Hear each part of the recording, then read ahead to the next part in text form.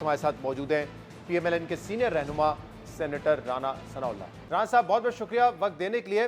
राना साहब, जम्मू कश्मीर जॉइंट अवामी action committee को कल कलअदम करार दे दिया गया है। क्या वजह बनी है इसकी? क्योंकि आपके जो आखिरी मुज़ाकरात थे, जो हुकूमती कमेटी के साथ मुज़ाकरात थे, वो 30 मई को हुए और ऑब्वियसली उसमें एक नुक्ते पर डेडलॉक था कि जो 12 मुहाजिरीन की नशिस्तें वो चाहते हैं ख़त्म हो जाए, उस पर बात नहीं बन सकी। लेकिन एक सियासी प्रोसेस था, वो चल रहा था। क्या वजह बनी कि फिर इस तंजीम को कलअदम करार दे दिया गया? देखिए, इससे पहले 2 मरतबा उन्होंने इसी तरह से तशद्दुद और जो है वो एक जथा कल्चर के तहत जो है वो अपने मुतालबात रखे। लेकिन दोनों मरतबा वो मुतालबात जो है वो क्योंकि एक अवामी वेलफेयर के और मुख्तलिफ डेवलपमेंट के प्रोजेक्ट से मुतल्लिक़ थे, उन मुतालबात को जो है वो गवर्नमेंट ने भले उनका तरीक़ाकार जो है वो उस वक्त भी बड़ा गलत था, लेकिन इसके बावजूद जो है वो उसको एक्सेप्ट किया और इस बात को वेलकम किया कि ठीक है, आप अगर लोगों की बेहतरी के लिए कोई मुतालबा पेश करते हैं तो उसके ऊपर गवर्नमेंट जो है गौर करने को या उसको करने को जो है वो तैयार है। लेकिन अब उन्होंने बाज़ आइनी जो इश्यूज़ है उनके ऊपर जो है वो बात शुरू की और उनको बड़ा हम्बली सबमिट किया गया कि भाई देखें, जो आइनी इश्यूज़ हैं या तो आप उनके ऊपर आल पार्टीज़ कॉन्फ्रेंस जो है उसमें कंसेंसस हो जाए, या उसके लिए जो मुनासिब फोरम है वो लेजिस्लेटिव असम्बली आज़ाद कश्मीर है, या उसके ऊपर अगर कोई ऐसा कोई पॉइंट है तो उसके ऊपर रेफरेंडम हो सकता है, या उसके ऊपर प्रेसिडेंशियल रेफरेंस जो है वो प्रेसिडेंट को सुप्रीम कोर्ट को भेजा जा सकता है। लेकिन इस जथा कल्चर के तहत और इस तरह के दबाव और इस तरह के एजिटेशन और किसी लॉन्ग मार्च के नतीजे में जो है वो आइनी इश्यूज़ को तो रिज़ॉल्व नहीं किया जा सकता। और ये महाजरीन की जो सीटें हैं ये को आज से नहीं हैं, ये पहले से हैं और इनके पीछे एक लॉजिक है। महाजरीन ही ने तो आज़ादी कश्मीर के लिए जो है वो अपने घर बार छोड़े, महाजिर हुए, अब वहाँ पे अपनी जानों की कुर्बानियाँ जो है वो पेश की, जानें लुटाईं, इज़्ज़तें लुटाईं। तो ये मामला जो है, ये अगर इस तरह का कदम पाकिस्तान उठाए या आप उठाएं तो ये फिर क्या फ़र्क रह जाता है 5 अगस्त 2019 को जो इंडिया ने किया और वही पाकिस्तान करे। कह रहे जत्था कल्चर जो है पहले भी इन्होंने अपनाया, वापस अपना रहे हैं। अगर लेट्स सपोज के किसी नुक्ते पे इत्तेफाक नहीं होता तो ये भी तो जमहूरी हक है ना कि वो उस पर प्रोटेस्ट कर सकते हैं, एक पीसफुल प्रोटेस्ट कर सकते हैं, एहतजाज कर सकते हैं। लेकिन आपकी तरफ से तो लग रहा है पेशकश ये थी कि हमारी बात मानो या फिर तुम्हें कलअदम करार दे दिया जाएगा। मतलब अगर वो दहशतगर्द जमात हैं तो फिर तो आप मुज़ाकरात ही ना करते उनके साथ, लेकिन आप समझ रहे थे कि उनके कुछ मुतालबात हैं, आपने सुने, इत्तेफाक नहीं हो सका, तो एहतजाज तो उनका नहीं हक था। उनके उन नहीं उन नहीं उनके मुतल्लक हमें पूरी इन्फॉर्मेशन थी।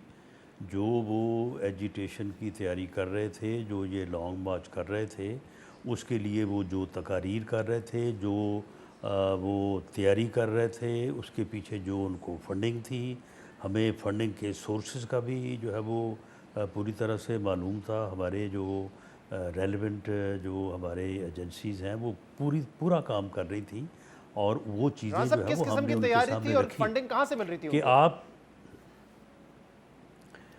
एक फंडिंग तो उनको जो है वो बाहर से मिल रही थी, और वो जो जिन सोर्सेज से उनको मिल रही थी वो सारी चीज़ें जो है वो उनके सामने रखी गई और उनको ये कहा गया कि ये तरीक़ाकार दुरुस्त नहीं है, आप ये जो है वो तरीक़ाकार ना अपनाएं और ये जो आप लॉन्ग मार्च करना जा रहे हैं, इससे पहले जो आपने ये तरीक़ाकार इख्तियार किया था, आपको उस वक्त भी आपको इसलिए इजाज़त दी थी कि आप पीसफुल रहेंगे, लेकिन आप पहले दोनों मरतबा जो है वो पीसफुल नहीं रहे और उस वक्त भी जो है वो लॉ एनफोर्सिंग एजेंसीज़ के जवानों का भी जो है वो जानी नुकसान हुआ, आपके लोगों का भी नुकसान हुआ। आप यानी मासूम लोगों को जो है वो साथ ले आए और आके उनको यहाँ पे इस किस्म की आपने यहाँ पे सूरत हाल पैदा की, जिसके नतीजे में जो है वो ये जानी और माली नुकसान हुआ। सही। और उनको ये बताया गया कि ये आप सारा कर रहे हैं और उनको फिर ये भी कहा गया कि आप ऐसा करें, इलेक्शन में हिस्सा लें, इसी मुद्दे पे हिस्सा लें, अगर आप जीत जाएँ तो आगे जो आपका दिल चाहे उसके मुताबिक जो है वो रिफॉर्म्स करें।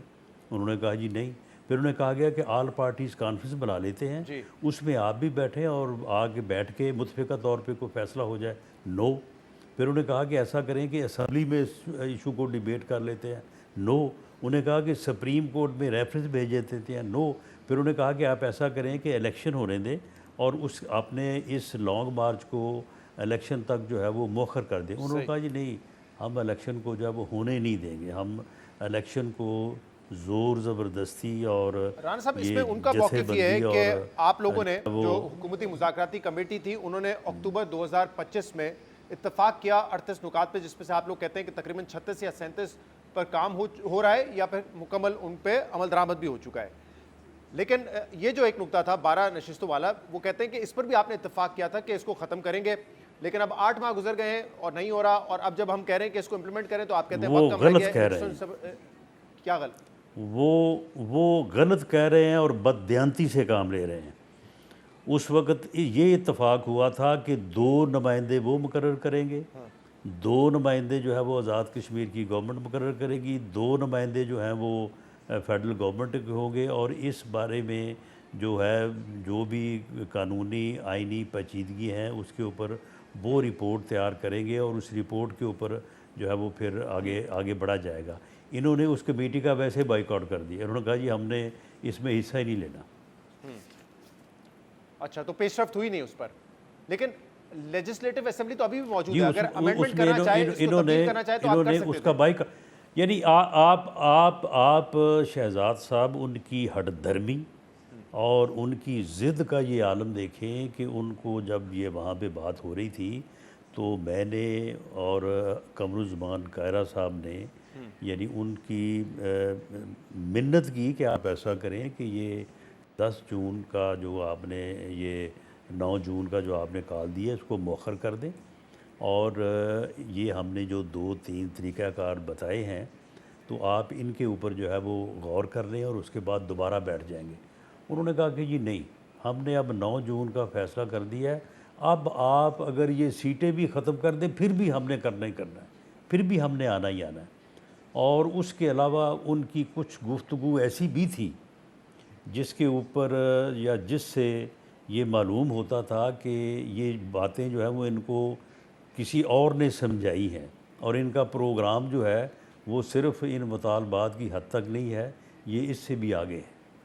अच्छा, मैं इस पे मौक़िफ़ तो नहीं ले सकता उनका, क्योंकि कलअदम जमात उनको करार दे दिया गया है या कलअदम तंजीम करार दे दिया गया है, तो उनका पॉइंट ऑफ व्यू हम नशर नहीं कर सकते। लेकिन आप कह रहे हैं कि उन्होंने कहा था कि अब आप सीटें ख़त्म भी कर दें तब भी हम अपना एहतजाज करेंगे। ये बड़ी अहम बात आप बता रहे हैं। लेकिन राणा जी, साहब, उनके एक रहनुमा हैं उमर नज़ीर, उनकी बाकायदा वो वीडियो भी वायरल है सोशल मीडिया पे जिसमें वो ये फरमा रहे हैं जो मैंने अर्ज़ किया है। सही। तो अब राणा साहब मुझे बताइएगा, वैसे एक जो उनका मुतालबा कि ये महाजरीन की सीट्स जो हैं इससे आप कंट्रोल कर लेते हैं पूरे आज़ाद जम्मू कश्मीर की पार्लियामेंट को हुकूमत बनाने में बड़ी मददगार साबित होती हैं। इसमें एक इशू तो ये है ना, अभी भी जो लेटेस्ट नंबर्स आज़ाद जम्मू कश्मीर इलेक्शन कमीशन ने जारी किए हैं उसके मुताबिक तकरीबन 33 लाख वोटर्स जो रजिस्टर्ड हैं वो इन 33 कॉन्स्टिट्यूंसीज़ के हैं जो कि एजेके में हैं। बाकी तकरीबन 4,38,000 वोटर्स हैं उन 12 कॉन्स्टिट्यूंसीज़ की जो कि मुल्क भर में है, 10 पंजाब में है और उनकी 12 सीटें हैं। तो ये जो नंबर है ये तो बहुत ही ज़्यादा इम्बैलेंस दिखा रहा है ना, कि जहाँ पर 33 कॉन्स्टिट्यूंसीज़ हैं, 33 लाख वोट हैं और यहाँ पे 12 नशिस्तें हैं और जो वोट है सिर्फ 4.5 लाख है। तो सीट को कम करने के एतबार से तो उनका मुतालबा दुरुस्त है ना? जी बिल्कुल, ये बात उनके सामने रखी थी कि आप ऑल पार्टीज़ कॉन्फ्रेंस में आ जाएं और इसमें जो इंतखाबी जो है वो नाहमवारी है या मुश्किलात हैं तो इसके ऊपर बात करें, हमें कोई एतराज़ नहीं होगा। एक बैलेंस नहीं है, तवाज़ुन नहीं है कॉन्स्टिट्यूंसी। उन्हें कहा कि इलेक्शन होने दें, कहीं पे बहुत ज़्यादा वोटर हैं, तो ये तो आपकी अक्सरियत है, आप लोगों की वहाँ पे पीपल्स पार्टी के साथ हुकूमत है, तो आप इसको तब्दील कर सकते थे, कम कर सकते थे, एटलीस्ट ख़त्म ना करते अगर आप समझते हैं कि मुहाजिरीन की सीटें रहनी चाहिए। उसमें देखें महाजरीन की सीटें रहनी चाहिए। उसकी वजह यह है कि जो तहरीक आज़ादी जम्मू कश्मीर है उसमें अगर कुर्बानियाँ किसी ने दी हैं तो वो है ही महाजरीन।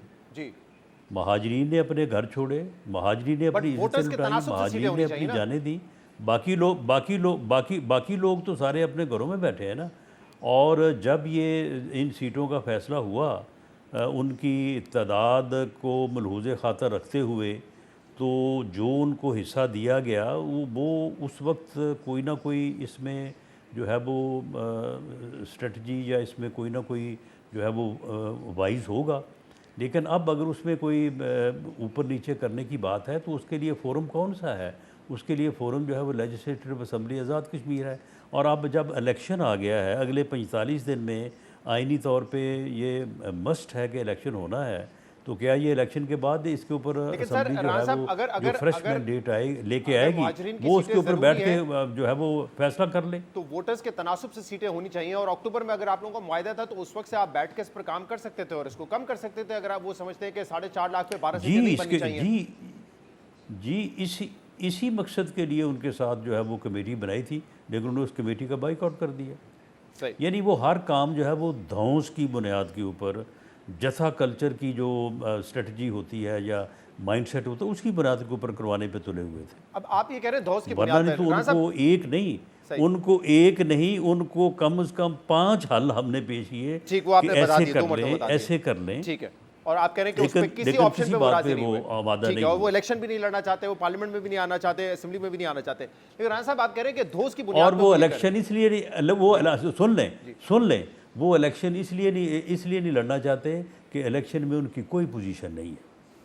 वो इस पोजीशन में नहीं है कि वो इलेक्शन लड़ सके और जीत सके।